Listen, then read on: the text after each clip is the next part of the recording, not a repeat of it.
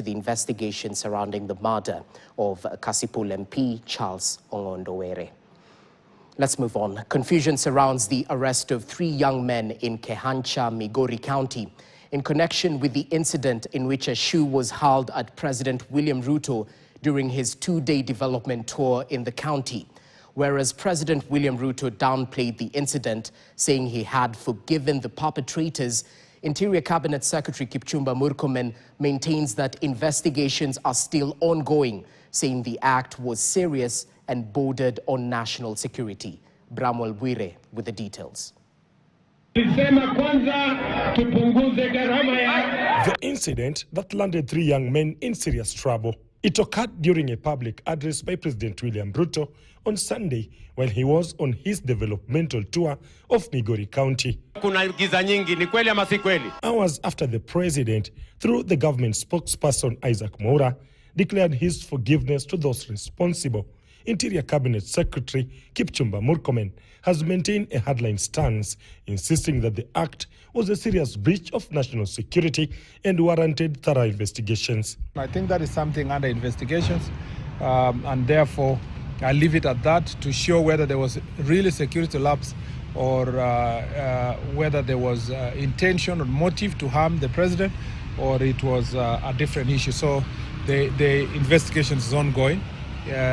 But Kenyans need to know that the security of the president is a matter of national security, and it cannot be taken for granted. It's not easy to take for granted the security of the president because of the consequences that can ensue if a president is armed.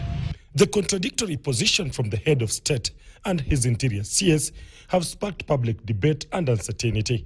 Over 72 hours since the arrests, the fate of the 3 young men remain unknown, with no formal charges made public and no official update from the police. Katika budget ya mwaka huu. Meanwhile, families of the arrested individuals have come forward pleading with the president to forgive their sons. Bramwell Bwire, KTN. Well, that story leads us to a short commercial break. But even as we take that break, remember, we continue focusing on the developments playing out in Vatican City, all to do with the conclave process, which began today as 133 cardinals are locked in the Sistine Chapel to vote in the next pope.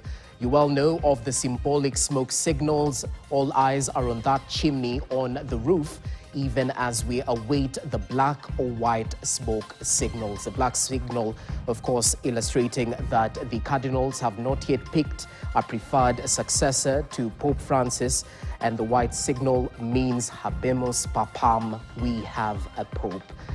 Trust us to keep you updated, even as we continue monitoring the live events happening at the Vatican City, even as many gather at the St. Peter's Square, all in a bid to monitor this all-important process for the over 1.4 billion Catholics in the world. We take a short break.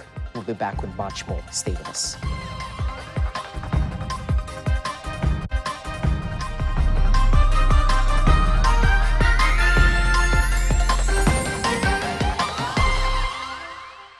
Nivea Black and White Deal, now with